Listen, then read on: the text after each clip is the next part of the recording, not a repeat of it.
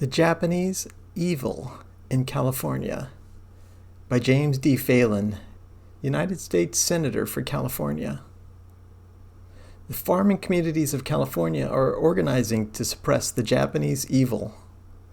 The state is practically of one mind on the subject, and because it is a California problem, California is entitled to speak with authority. Of course, it is only a matter of time when the Japanese will spread eastward, but that will not be until California has been exhausted.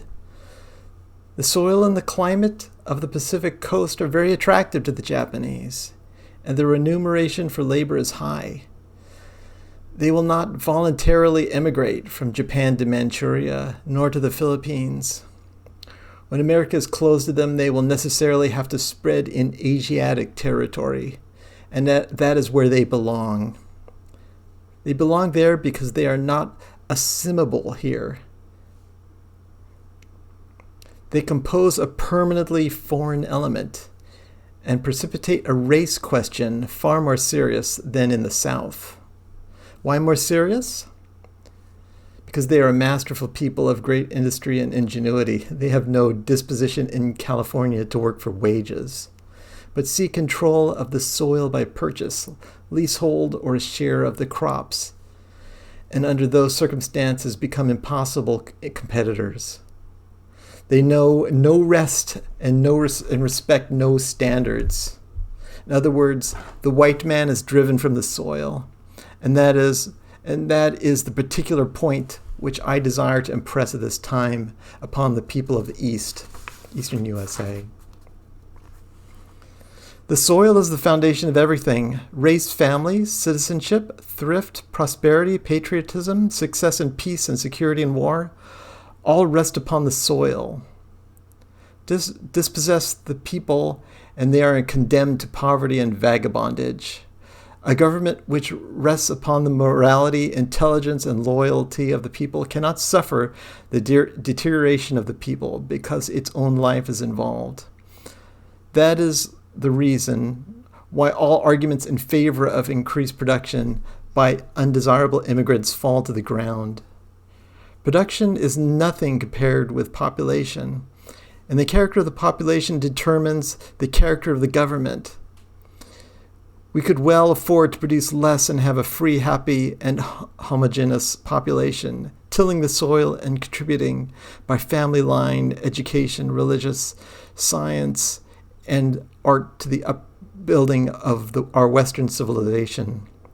What boots it if California produced great crops and men perish, unmourned in a hopeless economic struggle?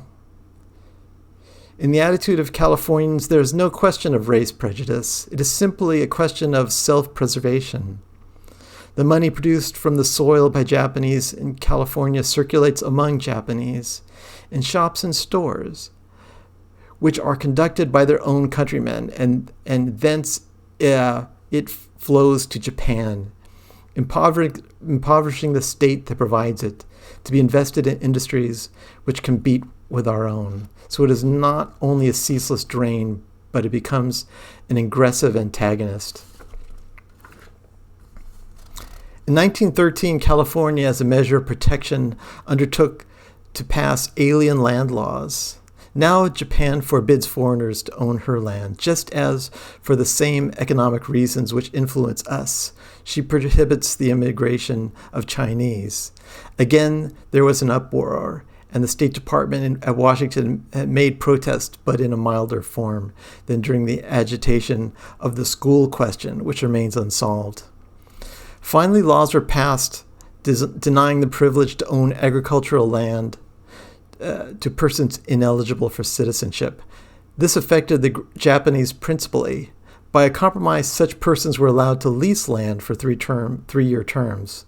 What was the result? The Japanese started at once to circumvent the laws. They excited the cupidity of farmers by offering them large prizes for their land for leaseholds. In the matter of leaseholds, for instance, they made numberless leases for the same farm, one following the expiration of the other, and making use of different names. And in purchasing of the land, they resorted to the simple expedient of putting in the names of their children, born on the soil and therefore citizens, with all the rights appertaining to that status.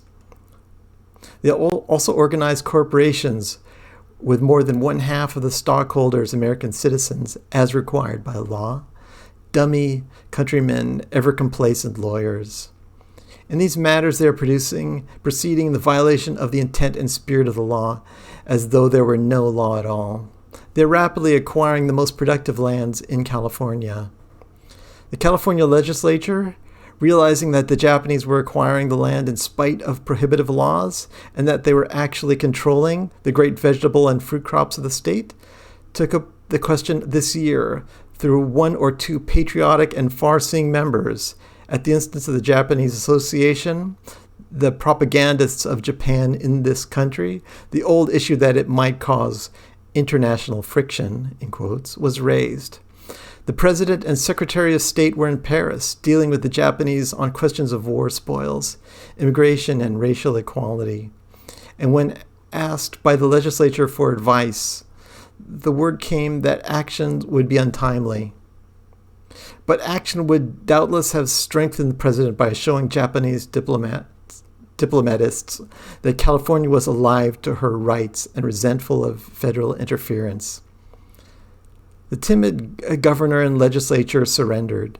The bills proposed to abolish leases to aliens, to remodel the corporation laws so they could not be used as an instrument of law evasion, to permit the separate schools for Japanese where existing schools were too small. In the judgment of Board of Education, both Japanese and whites, and to require both parties to be present for the legal solemnization of marriage. These measures will come up again and will probably be passed. Meanwhile, a drive is among the Japanese in California to acquire land and import women. If our country, like England, was ruled in emergencies by orders in council, such an order should be issued to stop this practice now. Congress should pass an exclusion law at once. James D. Phelan. James D. Phelan was Senator of California from 1915 to 1921. His career was basically anti-Japanese, and this was a letter he published as senator in the United States Congress.